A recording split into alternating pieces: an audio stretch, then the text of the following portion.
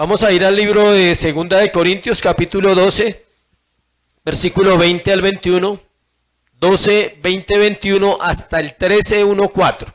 Nos queda otro sermón y terminamos la carta de los Corintios. Y no sé qué vamos a compartir, pero tranquilo que vamos a compartir algo de la Biblia. Bueno, no se preocupe. De pronto hacemos un paréntesis y hablamos de algún tema especial. Dentro de 8 días tenemos un invitado, ¿no? Viene un profesor del seminario reformado. Espero que usted esté aquí. Va a ser un buen tiempo. Él no sé qué irá a predicar, pero también sé que es un hombre que predica la Biblia. Entonces él va a predicar libremente lo que Dios ponga en su corazón. Segunda de Corintios capítulo 12, versículo 20 dice: Pues me temo que cuando llegue no os halle tales como quiero, y yo sea hallado de vosotros cual no queréis. Que haya entre vosotros contiendas, envidias, iras, divisiones, maledicencias, murmuraciones, soberbias, desórdenes. Que cuando vuelvan me humille Dios entre vosotros y quizá tenga que llorar por muchos de los que antes han pecado y no se han arrepentido de la inmundicia y fornicación y lascivia que han cometido. Esta es la tercera vez que voy a vosotros, por boca de 2 o 3 testigos se decidirá todo asunto.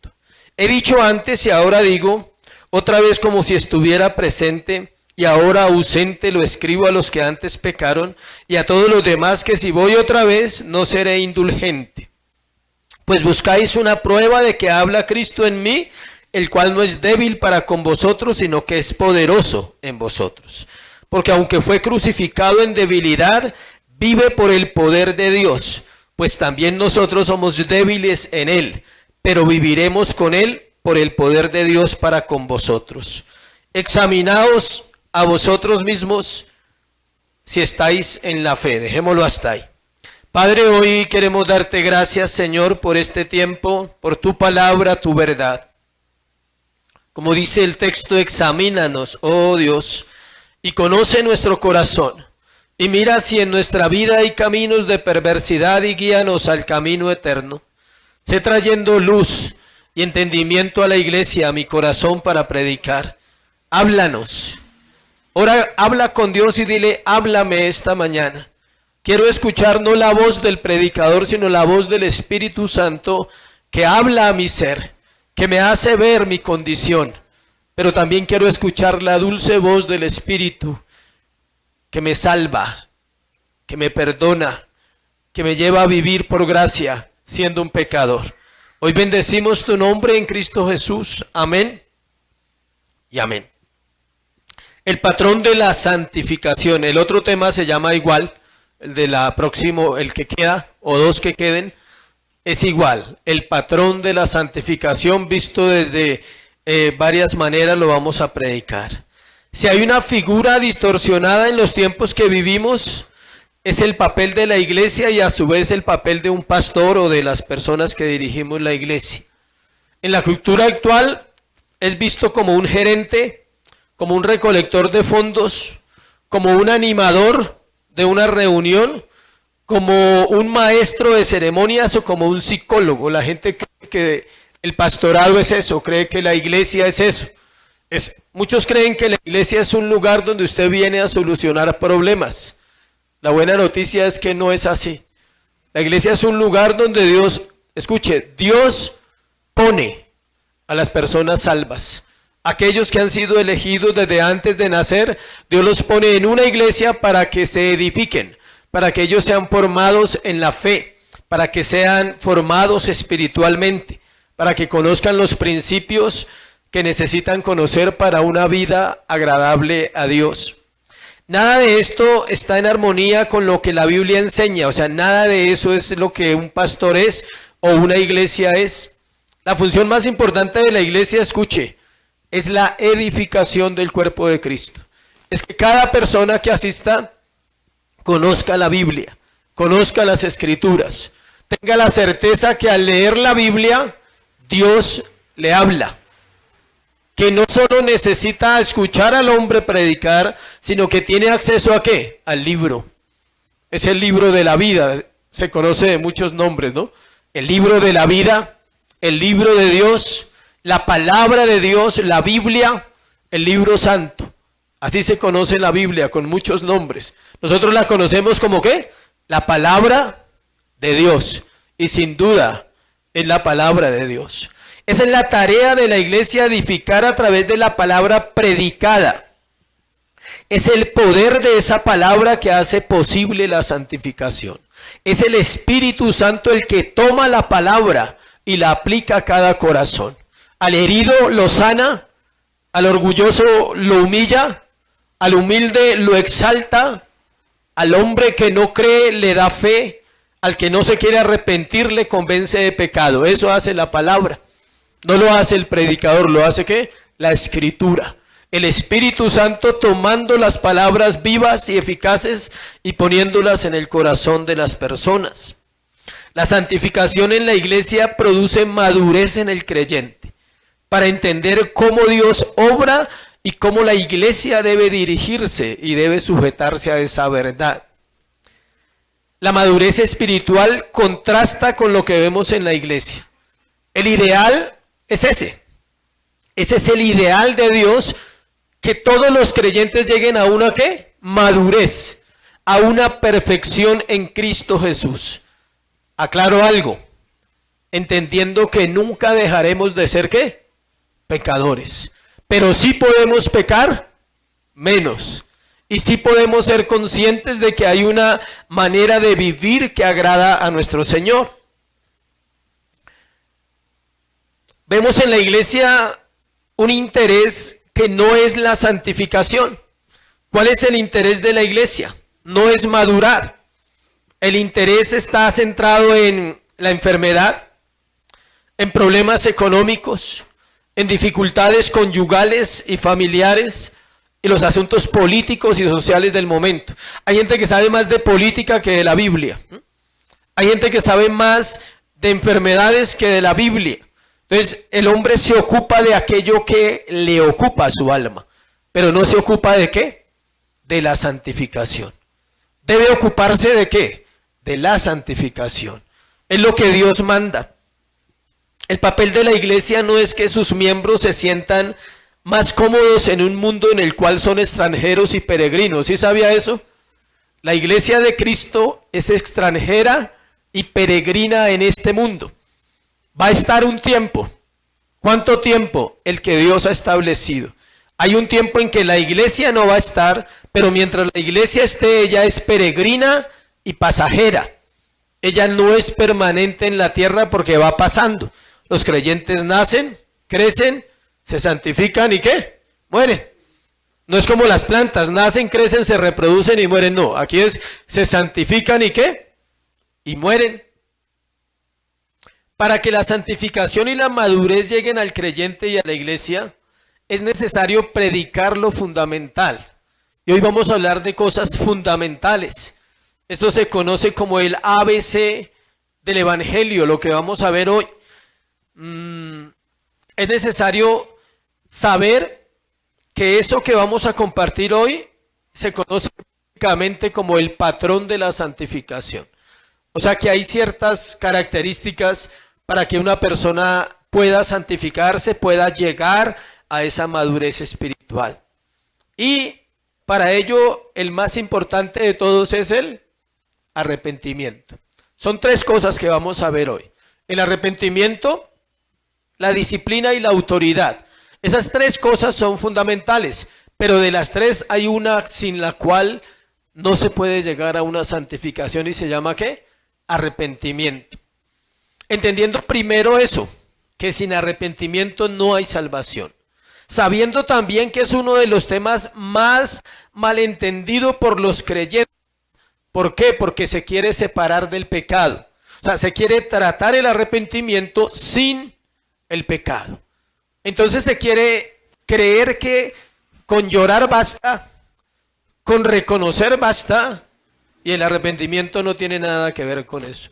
El arrepentimiento evidente, efectivo, podríamos decir verdadero, no tiene que ver con eso. Solo tiene que ver con una cosa, con un cambio profundo en la mente y en el corazón.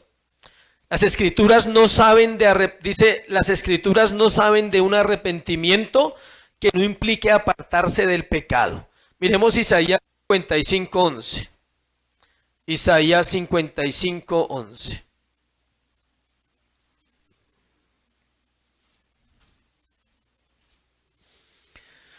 Dice así Isaías 55:11, así será mi palabra que sale de mi boca. No volverá a mí vacía, sino hará lo que yo quiero. Será prosperada en aquello para que la envíe. Es decir, la palabra convencerá al pecado. La palabra hará que la persona sea transformada. La palabra cumplirá su propósito. Tiene un propósito doble, por eso es espada de dos filos. Tiene poder para salvar y tiene poder para matar. Puede salvar el alma del infierno o esa misma palabra va a condenar el alma ¿dónde? En el infierno. Esa es la doctrina bíblica. La doctrina bíblica del arrepentimiento no es una opción, es una necesidad en el ser humano. Algo que él necesita realmente para poder servir al Señor.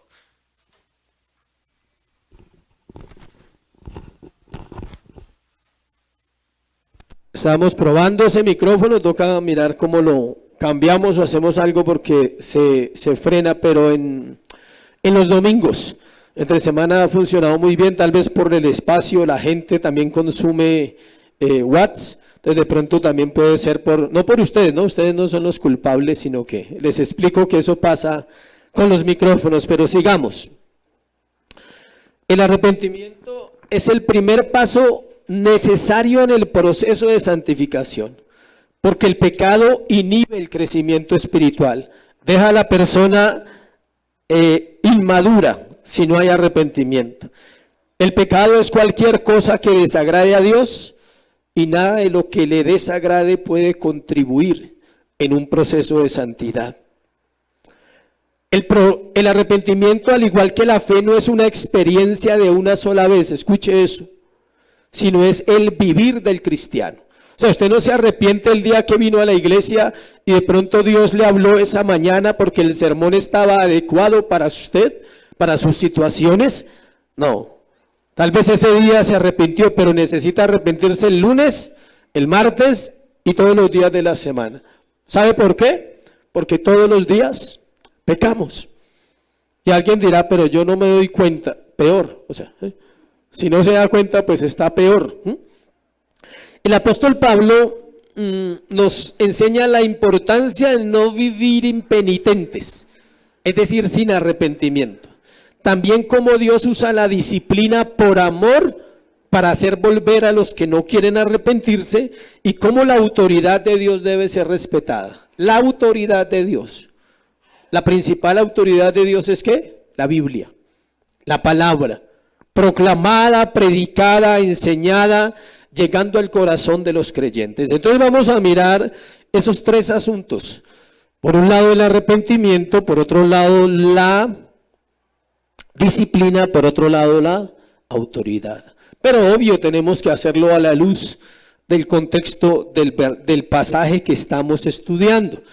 Quisiera hacerlo por otro lado, pero no puedo. Tengo que hacerlo con lo que acá está hablando a la iglesia de ¿qué? De los Corintios, a una iglesia muy amada por Pablo, muy bendecida, en un contexto muy pecaminoso. Recordemos un poquito, ya vamos a terminar la carta, pero es bueno recordar el contexto de los Corintios. Una cultura paganizada, donde los ídolos eran bastantes y donde pululaba algo muy fuerte que también se está viendo en este tiempo, la inmoralidad sexual. Había un templo donde se hacían cultos, las prostitutas adoraban a la diosa Diana, la Diana de los Efesios, una de las maravillas del mundo antiguo, y allí habían prostitutas que eran políglotas, porque era un puerto y llegaban muchos marineros, entonces para poder trabajar tenían que hablar varios idiomas, ¿sí ve? No, eso no es de ahora que sea importante el idioma para trabajar, siempre ha sido importante para relacionarse. Esto trajo muchos problemas a la comunidad y a la iglesia. El 90% de la iglesia de los Corintios venía de un trasfondo ¿qué? Gentil, o sea, de los griegos. del misticismo, le gustaban las experiencias, la tembladera, la caedera, todo eso que nosotros ya hemos visto en otro contexto y que se ve hoy en día en muchas iglesias. Le gustaba los demonios, todo eso místico, eso era la iglesia. O sea, Pablo estaba lidiando con una iglesia muy parecida a las que se ven hoy en día en la tierra, pero sabemos que Dios había revelado el evangelio a Pablo y él habla del evangelio. Entonces vamos a ver, el primero es los problemas provocados por la falta de arrepentimiento de los corintios. Habían unos problemas serios en la iglesia. Miremos el versículo 20. Pues me temo que cuando llegue no os halle tales como quiero, y yo sea hallado de vosotros cual no queréis que haya entre vosotros. Y empieza a nombrar los problemas que habían en la iglesia, que están en toda iglesia, en esta también, no se preocupe. Contiendas, envidias, iras, divisiones, maledicencias, murmuraciones, soberbias y desórdenes. Vamos a mirar palabrita por palabrita, pero rápido. No vamos a hacer un estudio profundo de esas palabras, pero es bueno que la iglesia sepa de qué está hablando el apóstol a la iglesia de Corinto. Pablo temía que en esta tercera visita, se acuerda que ya lo ha dicho varias veces y aquí lo va a repetir, encontrará otra vez los mismos problemas que cuando fue la primera vez. Acompáñenme a 1 Corintios capítulo 3 y leemos un poquito ahí. 1 Corintios 3. Ahí dice que cómo estaba la iglesia esa vez que Pablo fue. Capítulo 3, versículo 1. Dice, de manera que yo, hermanos, no pude hablaros como espirituales, sino como a carnales, como a niños en Cristo. Pablo dice que encontró eso en la iglesia cuando fue la primera. Esta es la primera vez que él va, después de que él manda la carta. Él está hablando de esto en su carta, pero él fue y los visitó. Y dice, os di a beber leche y no vianda, porque aún no erais capaces, ni sois capaces todavía, porque aún sois carnales. Pues habiendo entre vosotros celos, contiendas, disensiones, no sois carnales y andáis como hombres. Note que repite unas palabras parecidas a las que está hablando acá, en este contexto, y eso quiere decir que Pablo está temiendo, tiene un poquito de temor. Dice, parece que no sirvió nada lo que prediqué las últimas veces. Eso le pasa a los predicadores, pero esa es la constancia de la fe que Dios le enseña a uno. Dice, usted haga su tarea, yo hago mi tarea. El predicador predica, Dios cambia vidas. Amén. Esa es la tarea de los predicadores. La tarea de nosotros no es cambiar vidas, es decir, la verdad como está en las Escrituras. Pablo enumera algunos de ellos, de esos pecados que se encuentran en la iglesia, y esta pequeña lista, porque es pequeña, no es ni comparable a las listas que Pablo ya ha hablado en otras cartas. Voy a leer, tengo 3, le voy a dar las citas, 3 listas más, pero solo voy a leer una que es la más, como la más intensa. Gálatas capítulo 5, Gálatas está delante de la carta. Ahí pase una hojita nomás y ahí avanza Gálatas 5, capítulo 17 al 19, perdón. Capítulo 5, versículo 19. Manifiestas son las obras de la carne, que son, 2 puntos. Ahí empieza un listado largo. Se lo voy a leer rápidamente. Adulterio, fornicación, inmundicia, lascivia. Esas también están en el otro lado que vamos a mirar hoy. Idolatría, hechicerías, enemistades, pleitos, celos, iras, contiendas, disensiones, herejías, envidias, homicidios, borracheras, orgías. Cosas semejantes a estas, acerca de las cuales os amonesto, como ya os he dicho antes, que los que practican tales cosas no heredarán el reino de Dios. Esa es una de las más explícitas, pero le voy a dar las otras citas para que usted la lea en su casa como siempre hace. ¿Listo? Yo sé que usted llega a su casa y lee la Biblia y examina el sermón. Entonces puede buscar Romanos 1, 28, 31. Romanos 1, 28, 31. Primera de Corintios 6, 9, 10. Y Colosenses 3, 8, 9. Se la repito. Romanos 1, 28, 31.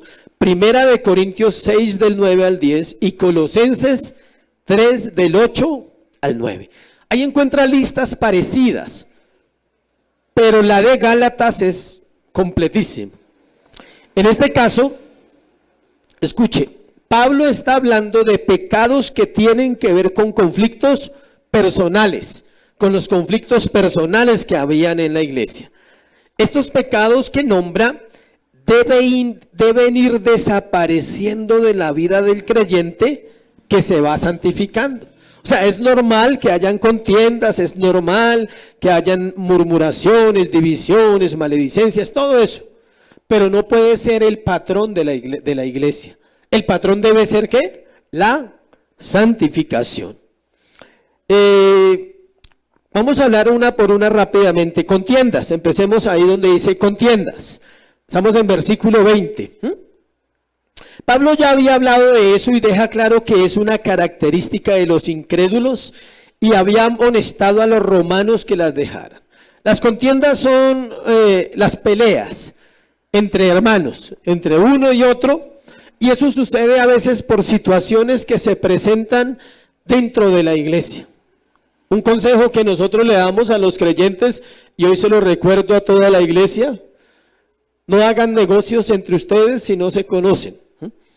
¿Por qué? Porque eso ha generado malos testimonios. En las iglesias siempre ha pasado que yo le compro un carro, estoy poniendo un ejemplo a alguien, y el carro me sale malo. Y después él dice, pero yo no sabía y yo no tenía la culpa y yo ya le pagué. Y como es mi hermano, me toca perdonarlo y bendecirlo y quedarme con el carro dañado. ¿Sí entiende? ¿Por qué no se debe? Los préstamos de dinero es delicado. Si usted no conoce a la persona, mejor no le preste. Alguien decía que si a usted le piden prestado poquito, es mejor regalar. Pues si le piden harto no, pero si le piden poquito sí. Mire, yo le pudiera contar experiencias de personas que han llegado a las iglesias. Aquí todavía no ha pasado, esperamos que Dios nos guarde de ese tipo de personas. Pero en las iglesias grandes, lastimosamente sí pasa mucho. Como son tan grandes, no hay control de las personas, el control en buen sentido de la palabra, ¿no? No se sabe quién llega y quién no llega. Y a donde estábamos llegó un hombre a la iglesia y empezó a asistir. Conozco dos casos reales, uno en Suba y uno aquí en Bosa. Asistir,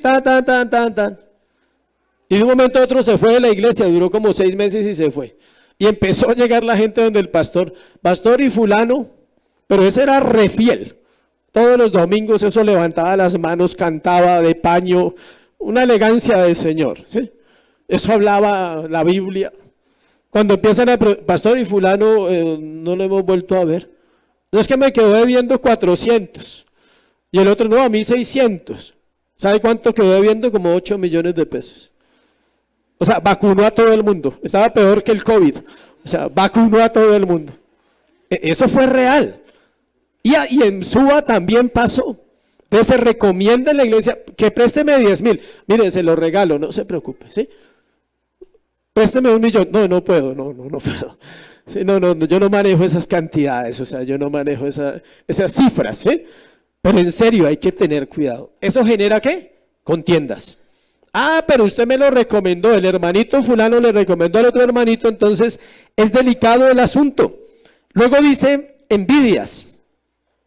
La palabra celos con Z significa egocentrismo, ver a los demás como rivales, desear lo que otro tiene, pensar que merecemos más de lo que hemos recibido en comparación a otros.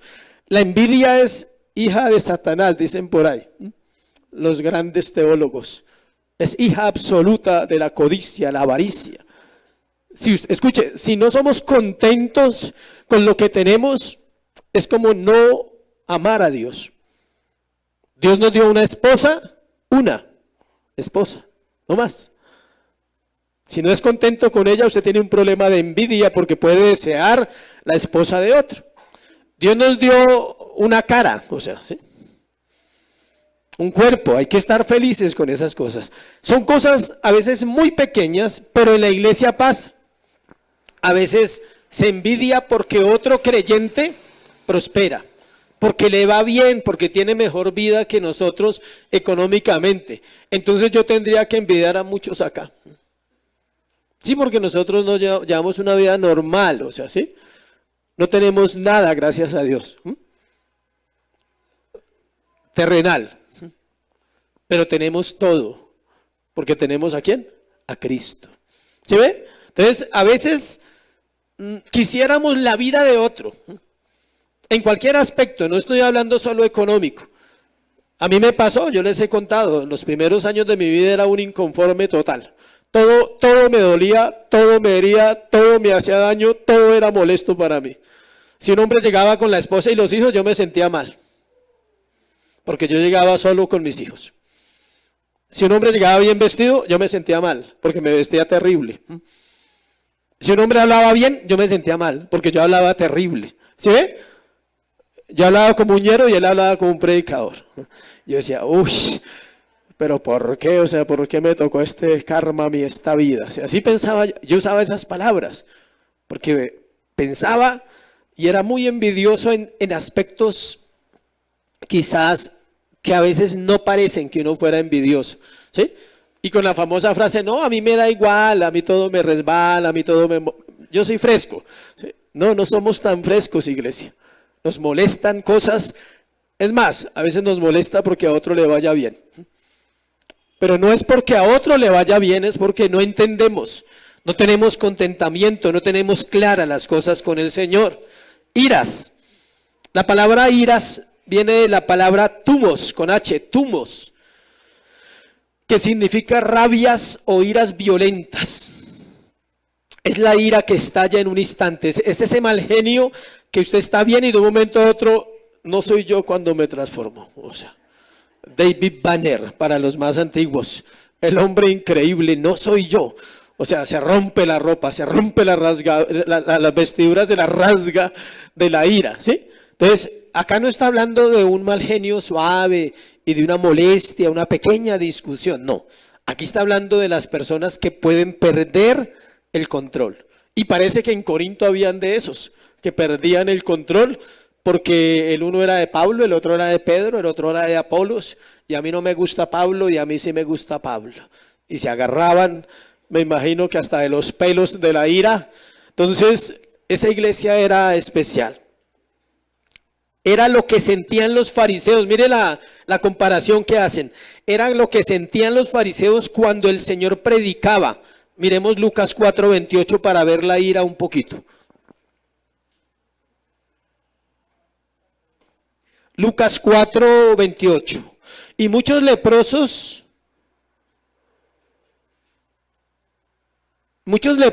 habían en Israel en tiempos del profeta Eliseo, pero ninguno de ellos fue limpiado sino Naamán el sirio. Al oír estas cosas, todos en la sinagoga se llenaron ¿de qué? De ira. Al oír estas cosas, todos en la sinagoga se llenaron de ira. Lucas 4, 27, 28. ¿Sí ve? ¿Se llenaron de qué? De ira. Imagínense que una persona se ponga brava porque sanan a los leprosos. ¿Cómo sería su condición espiritual entonces? Usted se alegraría, uy, tan chévere. Es como que alguien llegue enfermo y Dios lo sane. Y usted diga, uff, y a mí no me ha concedido nada de lo que he pedido. O sea, ¿sí? La envidia lo llena a uno. Es la ira que siente Satanás contra los creyentes. Entonces la ira también es una actitud diabólica prácticamente. Satanás tiene una ira impresionante contra nosotros. Apocalipsis 12:12. Apocalipsis 12:12. Mira lo que dice acá. Por lo cual alegraos cielos y los que moráis en ellos, o sea, los que ya están fuera de este mundo. Ay de los moradores de la tierra y del mar, porque el diablo ha descendido a vosotros con gran ira, sabiendo que tiene poco tiempo. Imagínense esa ira que debe tener porque fue desechado, porque fue arrojado al lago de fuego. Él sabe su sentencia. Y Pablo está comparando la ira de esos creyentes de una manera muy fuerte. Divisiones. La palabra divisiones viene del griego eritea, con H intermedia en la T, eritea, y es algo que pasa cuando se rechaza la verdad. Este punto es clave. El corazón se rebela contra la verdad y lo ve como un ataque, y su corazón se divide con Dios y la autoridad. Las divisiones son peligrosas para una iglesia. Los murmuradores, va a hablar ahora, normalmente están divididos en su corazón. No tienen claras las cosas. No pueden ver lo que otros ven maduramente. Dicen, no, solo hay una intención y es que Dios santifique a su pueblo a través de la predicación, a través de la palabra. Esta obra de la carne, la división, caracteriza la sabiduría terrenal y diabólica porque contamina a otros. Recuerda que Satanás dice, divide y ¿qué? Reinarás, dice el dibujito, es una frase que hay, pero la Biblia dice otra cosa, dice, una casa dividida, ¿qué? No gobierna, no puede prosperar. Una casa dividida no gobierna. Y no se refiere a esta casa, no se refiere a su casa en donde usted vive, se refiere al corazón. Cuando está dividido, no puede gobernar. Tiene una división y usted puede tener una división interna entre la verdad de la palabra de Dios, las circunstancias que usted está viviendo, los consejos que escucha aquí y allá, puede estar dividido en su corazón. Entonces necesita centrarse, decirle, Señor, guarda mi corazón de la división. Todos pasamos por ese proceso. Yo también en algún momento estaba dividido en mi mente, en mi corazón. ¿Por qué? Por querer hacer lo correcto decía, pero ¿qué pasa? O sea, veo que la Biblia dice esto, pero no hay una coherencia en ciertas cosas. Estoy hablando de mí, de mi vida, no de nadie, sino de mí. Y eso me llevaba a preocuparme, decir, no, o sea, si la Biblia es verdad, es verdad. Y si la Biblia es verdad, es posible dejar el pecado. Y si la Biblia dice que la mente se puede santificar, la mente se puede santificar. Y si la Biblia dice que el arrepentimiento es real, existe. Se asocia con la fe. ¿Crees en las Escrituras? Si tu respuesta es sí, entonces obedécelas. Si tú dices que crees y no las obedeces, ora por la incredulidad. Dile, Señor, ayúdame a mi incredulidad. Por eso dice que la casa dividida no gobierna. Por eso los que causan divisiones y murmuran deben ser disciplinados a tiempo, para que no destruyan y hagan daño y luego sea peor su trato de parte de Dios. Cuando a una persona se le disciplina, se le está ayudando. Es mejor caer en manos de los hombres que caer en manos de ¿quién? De Dios. El hombre es más, no sabe, él se basa en lo que lee. Dios sí conoce profundamente las motivaciones y el corazón de la gente. Maledicencias, maledicencias. Esta es otra palabra que se ha malinterpretado, ¿no? Aquí no está hablando de madrazos, que algunos creen que las maledicencias son solo los madrazos. Eso es un término colombiano, ¿no? Porque si va a un otro país dice que será un madrazo, o sea, ¿sí? Pero acá entendemos qué es eso. Groserías. Viene de la palabra catalalia. Catalalia. Insultos, escuche, informes malignos. Hablar mal unos de otros es ¿qué? Mal decir. Póngale el guión a la palabra mal decir. Decir mal de otro. O sea, no necesariamente es echarle la madre a otro. O sea, no necesariamente eso es maledicencia. Maledicencia es cuando usted habla de otra persona mal. Y todos, se lo aseguro, todos, incluyéndome, en algún momento hemos hablado mal de alguien. Bien sea por una predisposición con las personas, bien sea porque nos enteramos de algo de esa persona, bien sea porque otro chismoso vino y contó y yo presté mis oídos. Para eso entonces hablé mal, pensé mal, hubo una maledicencia. Escuche, no se engañe pensando que solo son ¿qué? Groserías. No, nosotros podemos caer en eso cotidianamente. Murmuraciones, difamaciones calladas y sutiles a espalda de otros. La murmuración es hija de la soberbia, que sigue ahí enseguida, y del orgullo. El murmurador necesita arrepentimiento SOS, urgente, porque es un pecado grave que daña el corazón y es muy sutil. ¿Por qué necesita urgente el arrepentimiento? Porque el pecado es muy ¿qué? Sutil, o sea, se camufla. Es difícil que el murmurador reconozca que es murmurador. Entonces necesita rápido verlo de parte de Dios. Es decir, pasa desapercibido.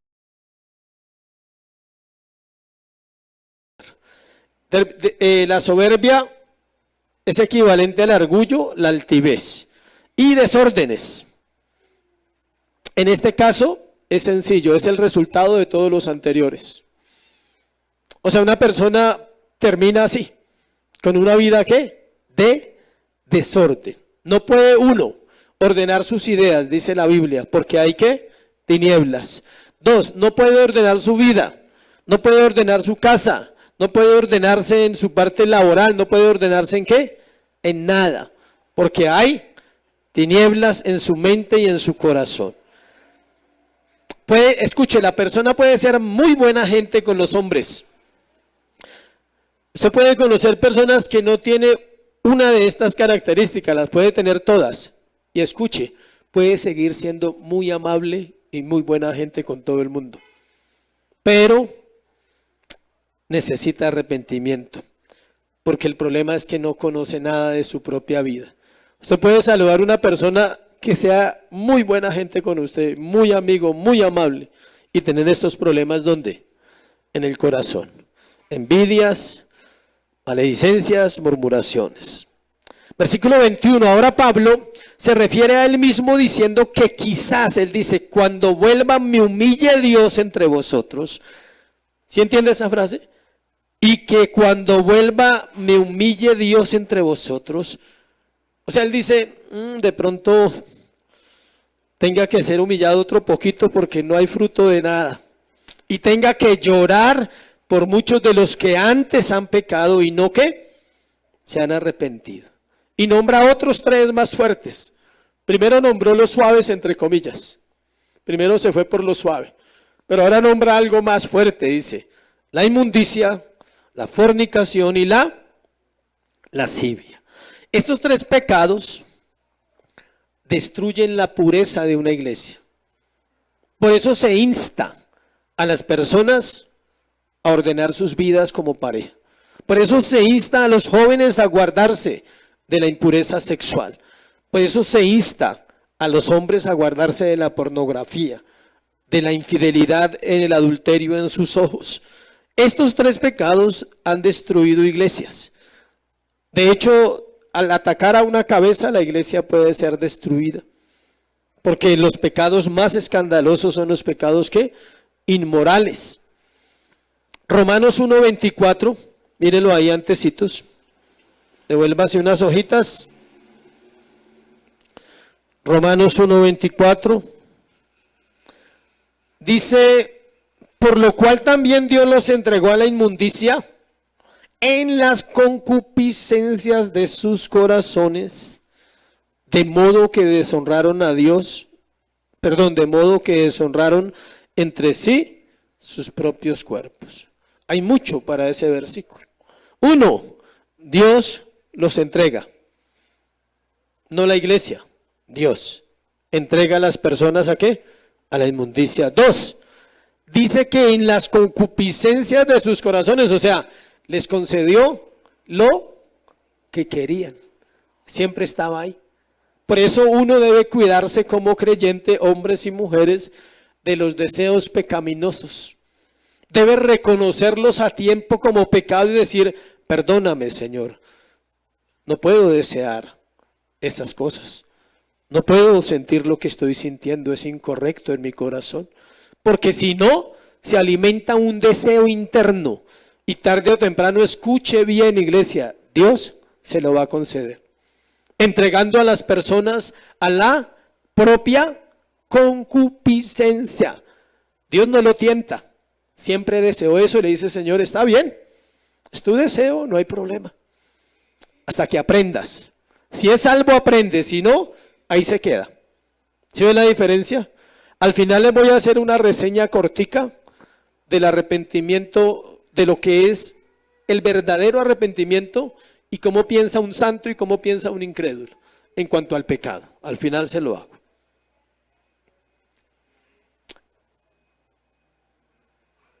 La palabra fornicación es traducción de porneia, que significa pornografía y se usa para referirse a cualquier acto sexual externo fuera del matrimonio. Fuera del matrimonio, aclaro. Pablo exhortó a los corintios una y otra vez en estas dos cartas a vivir en santidad, consciente que el pecado separa al creyente de la comunión con Dios. Ese era su afán. La palabra aselgeia, que es lascivia, con ese aselgeia, describe el pecado sexual público, desenfrenado y flagrante. Algunas traducciones lo traducen como placeres sexuales y otras como vicios. Pero hay más acerca de esa palabra para que no lo confunda. Es una mente que piensa constantemente cómo satisfacer sus deseos pecaminosos y para ello incurre a otros pecados. O sea, la lascivia se llama como esa inteligencia. Yo siempre pongo este ejemplo, usted lo habrá escuchado. El hombre que tiene su amante, ¿sí? Entonces, para él verse con ella, tiene que cometer otros pecados. ¿Cuáles? Es el primero. ¿Sí ve que eso es automático? ¿Cuál? La mentira. Amor, tengo reunión, salgo tarde. Ya. La lascivia, la mente, esa avidez, esa inteligencia diabólica, digámoslo así, que preciso me programaron una reunión. Hoy llegó tarde. Él ya programó en su mente antes que tiene una cita con su amante. Es una lascivia, es un pensamiento interno que trabaja todo el tiempo. ¿Qué otros pecados cometería ese hombre ahí? Vamos a profundizar ahí. Aparte de la mentira, maquina, la codicia, empiezan a brotar la codicia, la avaricia, la envidia. Tiene su esposa, desea otra, la codicia, la avaricia. ¿Cuál otro? Robo. ¿Y por qué robo? ¿Quieres saber? Porque se gasta con la otra lo que es de su esposa y sus hijos. Eso se llama robar a la familia. ¿Sí ve? Tiempo, también está robando tiempo. Está robando hasta salud. Porque está exponiéndose a una enfermedad. Por su pecado puede ser tratado con una enfermedad. ¿Sí ve? Son muchas cosas que se desprenden de la palabra lascivia. Segundo punto. El propósito de la disciplina en la iglesia. Al final vamos a tener la cena. Entonces voy a cerrar con esa partecita de la comparación en cómo piensa un incrédulo y cómo piensa un creyente que se arrepiente referente al pecado. Segundo, el propósito de la disciplina en la iglesia, versículos 1 y 2 de capítulo 13. Esta es la tercera vez que voy a vosotros por boca de 2 o 3 testigos, se decidirá todo asunto. He dicho antes y ahora digo otra vez, como si estuviera presente y ahora ausente, lo escribo a los que antes pecaron y a todos los demás, que si voy otra vez no seré indulgente. Aquí hay mucho. Parece que la primera visita a Pablo fue como indulgente. Parece que Pablo tuvo como misericordia, todo eso, el pastor. Y parece que Dios le habló y le dijo, pilas porque no puede pasar por alto ciertas cosas. Y él mismo está diciendo, esta vez no voy a ser indulgente. Esta vez voy a corregir, voy a tomar decisiones. El llamado a la santidad es un encargo de Dios a su pueblo, no es una cuestión de la iglesia. Quien escuche esta frase, si le gusta anotarla, quien no deja su pecado no se ha arrepentido. Así haya llorado 50 veces, no se ha arrepentido. Una iglesia sin disciplina crece más rápido, pero crece enferma, crece mal, porque no se habla de esos asuntos con la gente.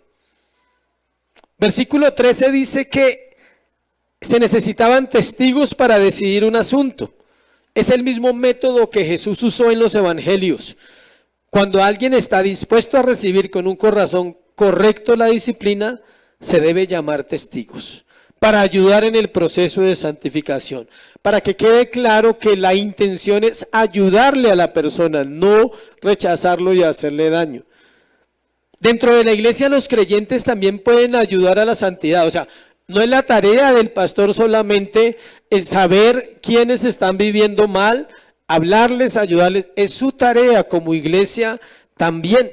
Porque la primera parte de la disciplina comienza cuando un hermano le dice a otro sobre el pecado, que está viviendo mal, que está viviendo en desorden. ¿Quiere leerlo? Acompáñeme a Mateo 18:15. Vamos a Mateo para mirar un poquito ese patrón.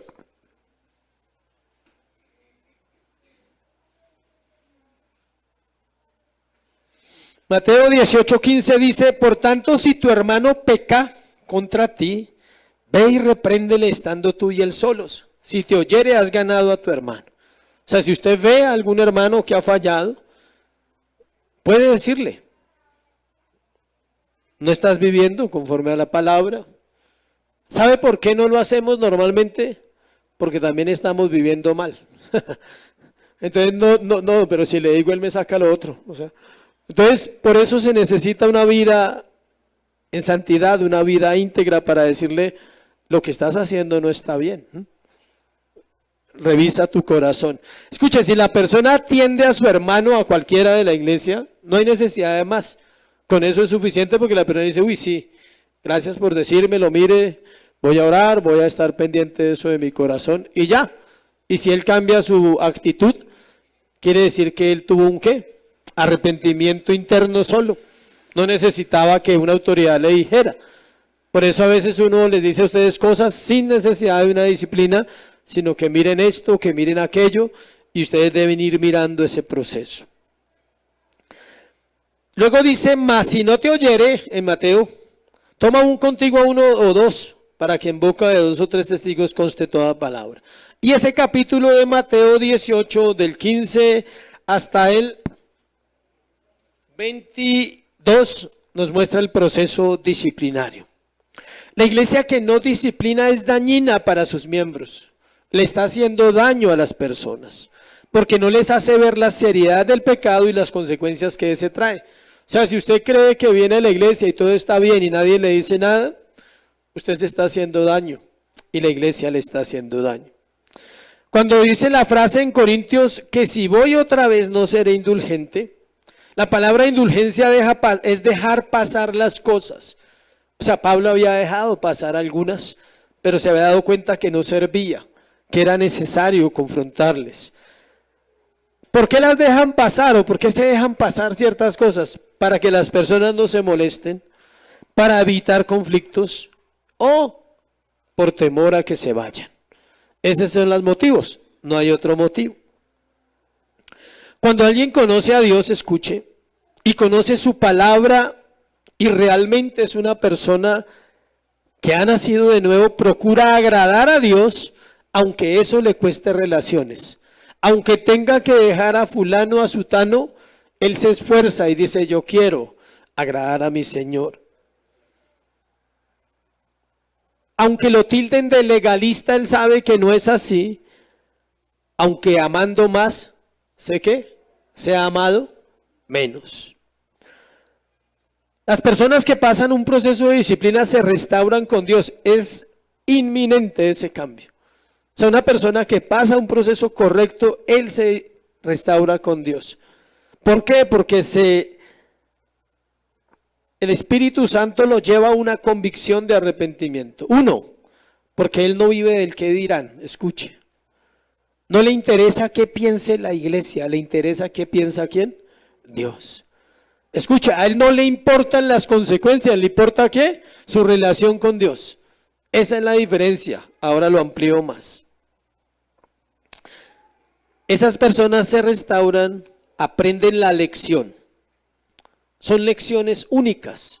¿Por qué tenemos que vivirlas? No lo sabemos. Yo viví un proceso de disciplina, para que ustedes sepan, hace muchos años en la iglesia. Y me sirvió. No volví a caer en ese pecado, por lo menos. Nunca más. Fue algo que quedó cerrado en mi corazón y le doy gracias a Dios que me pudieron ayudar. Dios también le usará a la persona en un momento como testimonio de obediencia porque tomaron la decisión de poner sus vidas en orden.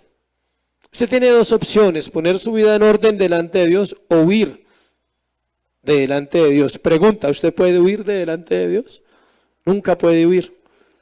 Usted puede no darle la cara al hombre, pero Dios le va a buscar y le va a hallar. Y la buena noticia, le va a ayudar, aunque duela, pero le va a ayudar. Él siempre nos va a ayudar. Tercero, la autoridad no necesita pruebas. Versículo 13 y 14, 3 y 4, perdón. ¿Y qué buscáis? Dice, pues buscáis una prueba de que habla Cristo en mí, el cual no es débil para con vosotros, sino que es ¿qué? Poderoso en vosotros. Porque aunque fue crucificado en debilidad, vive por el poder de Dios, pues también nosotros somos débiles en él, pero viviremos con él por el poder de Dios para con vosotros. Los puntos que estamos tratando: arrepentimiento, disciplina, autoridad, les repito, son el ABC de la vida cristiana. Es lo básico para cualquier creyente. Quien los comprende no vivirá una vida liviana y tibia, sino que el temor de Dios estará presente en su vida siempre. Una de las credenciales de la vida cristiana o de los hombres cristianos o mujeres cristianas es la revelación. Todo el que tenga revelación de la palabra crece en autoridad con sus hermanos, porque aprende a discernir, a ver qué es pecado, qué no es pecado, cómo debo hablar, cómo debo conducirme, cómo mis pensamientos son tan importantes, cómo mis decisiones pueden afectar mi vida a los próximos años o cómo pueden ser las mejores decisiones. Cuando Pablo dice ahí que pues buscáis una prueba de que habla Cristo en mí, no estamos hablando de una voz audible que venga y le diga: deje de robar, deje de mentir, deje de codiciar las mujeres. No, no estamos hablando de una voz audible. Pablo dijo: Cristo habla en mí. ¿Por qué? Por su palabra. La palabra ya nos ha hablado. Hebreos dice: Dios ha hablado. ¿Por qué? Por su palabra, por su Hijo. La palabra es Cristo encarnado, Cristo hablando en letras que cobran vida en el corazón del ser humano y le enseñan a vivir. Para la cultura de los corintios, ahí dice: la amabilidad y la ternura no tenían lugar en su sociedad. Mire lo que dice ahí: pues buscáis una prueba de que habla Cristo en mí, el cual no es débil para con vosotros, sino que es poderoso en nosotros. Los corintios tenían un problema con la palabra debilidad. Para ellos no existía la misericordia. Alguien que fuera misericordioso era tildado ¿de qué? De debilucho, de frágil, de falta de carácter. Pero Pablo pone lo contrario, dice: Cristo es ¿qué? Misericordioso. Y eso es lo que estamos aprendiendo hoy, que la parte de la autoridad no es una imposición, es todo lo que Dios me ha dado, todo lo que Dios nos enseña. Debo enseñárselo a otros, debo compartírselo a otros. ¿Por qué? Porque a través de los años me he dado cuenta que funciona, que es cierto, que hay principios muy poderosos que hacen que el hombre sea obediente y que lo llevan a la bendición. Versículo 4 dice: porque aunque fue crucificado en debilidad, vive por el poder de Dios. Pablo termina esta parte hablándoles de algo importante: la cruz del Calvario, la obra perfecta en el Calvario, donde toda autoridad fue consumada, donde fue aplastada la cabeza de la serpiente por la más alta autoridad del universo, donde todo fue sujeto debajo de sus pies. Sus enemigos fueron derrotados para siempre. Ningún hombre tiene autoridad si no es le dada ¿por quién? Por Dios. Y la autoridad de la iglesia y la autoridad de los siervos está basada en el conocimiento ¿de qué? De su palabra. A mayor conocimiento, Dios le va a pedir más a esas personas. Él va a decir: santifícate más, porque conoces más de la palabra, y voy a pedir cuentas de acuerdo a ese conocimiento.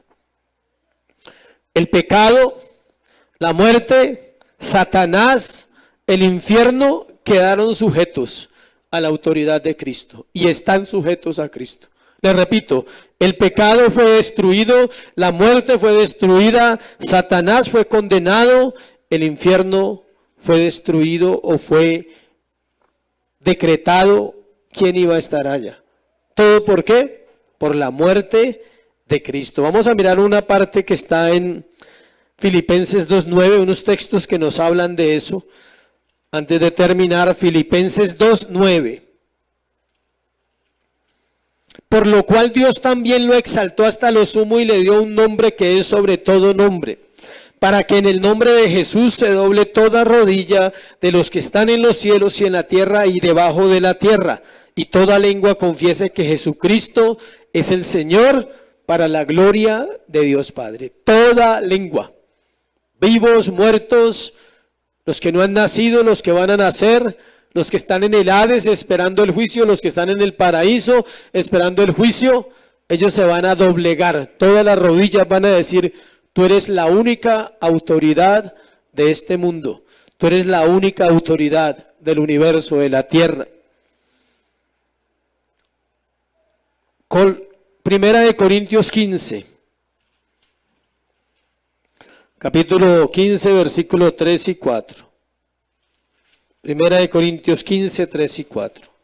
Porque primeramente os he enseñado que lo que asimismo recibí, que Cristo murió por nuestros pecados conforme a las Escrituras, y que fue sepultado y que resucitó al tercer día conforme a las Escrituras, y que apareció a Cefas y después a los 12. Pero todo fue ¿qué? Conforme a las Escrituras. Esta es la máxima autoridad de la tierra hoy. No importa quién gobierne, no importa los gobiernos, los presidentes, es un orden civil que se necesita. Pero la autoridad de la tierra es ¿qué? Su palabra. Él sigue gobernando las naciones ¿con qué? Con su palabra. Todas ellas son como gotas de agua en sus manos, imagínense. Gotas de agua cada nación, millones de seres humanos. No somos nada frente al poder y la autoridad de Dios. Cristo nunca fue débil ante nadie. ¿Sabe por qué?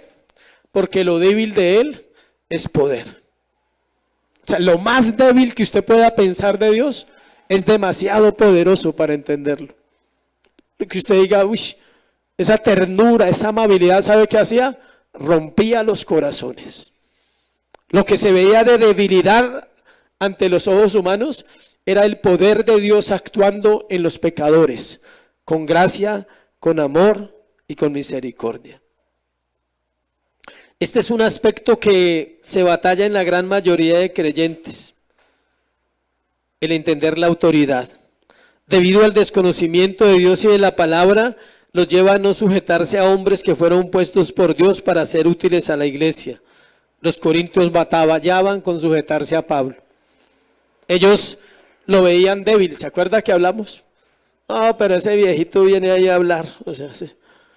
Ellos estaban acostumbrados a pensamientos.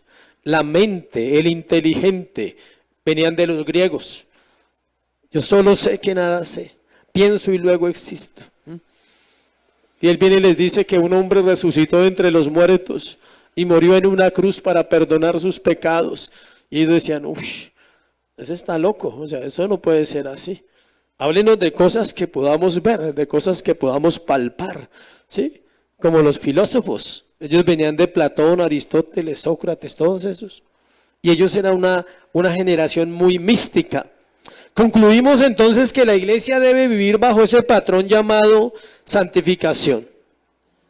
En un continuo arrepentimiento, iglesia, asumiendo cuando sea necesaria la disciplina. Orando, pidiendo a Dios que nos revele los principios de autoridad establecidos por Él desde todos los tiempos. Recuerde esas tres cosas. ¿Debo arrepentirme cuándo?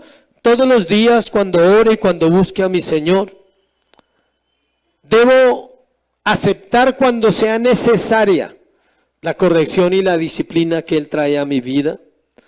Y debo orar, diciéndole, enséñame los principios de autoridad para obedecer y poder vivir de una manera agradable a ti. Esos asuntos no vienen al creyente porque solo los escucha el domingo o porque alguien ora por él en una reunión especial. Eso sucede y se debe vivir diariamente hasta que nuestra naturaleza caída no sea la que gobierne más, sino que el nuevo hombre que está vestido según Dios, la nueva vida que Dios nos ha dado, sea manifiesta en todo lo que hagamos. Una oración que hacen los pastores, los predicadores, es: Dios, que algo de Cristo se pueda ver en nosotros. Que al hablar sea Cristo hablando a la iglesia, trayendo convicción de pecado. Es lo único que uno le pide a Dios. Que al pararse acá uno pueda hablar la Escritura y no algo del corazón humano. Por eso la Biblia dice: calle toda carne en la congregación. Cuando uno está acá predicando, uno no quiere que la carne hable, y cuando usted está allá escuchando, Dios tampoco quiere que su carne escuche. Él quiere que su espíritu esté abierto a la palabra, dispuesto. La carne es débil, el espíritu está ¿qué? Dispuesto. Gálatas 5:17. Antes del listado de los pecados, Pablo dice: los deseos de la carne son contra los del espíritu. ¿Cuáles deseos? Esa lista: adulterio, borracheras, orgías, críticas, chismes, todo eso. Dice, eso es contra el espíritu. Dice, pero los deseos, el fruto del espíritu es ¿qué? Amor, gozo, paz, paciencia, bondad, benignidad, fe, mansedumbre y templanza. Contra tales cosas no hay ley. Escuche, no le gusta que le digan nada, a mí tampoco. ¿Sí ve que al pastor también le pasa lo mismo? Pues si no, pregúntele a mi esposa. Ella es la que me conoce. No le gusta que le digan nada, a mí tampoco. Y tengo la fórmula para eso: hacer caso, obedecer. Como no me gusta, entonces me toca hacer lo que debo hacer, y con eso no me están diciendo lo que debo hacer. Sí, es sencillo, es más sencillo de lo que parece. Algunos están aprendiendo a hacer ¿qué? Caso. Esa es la escuela de la vida cristiana. Haga caso. ¿Cuándo? Todos los días. Hágale caso a la esposa. Créame, hágale caso a la esposa. ¿Cierto? Les va a ir bien.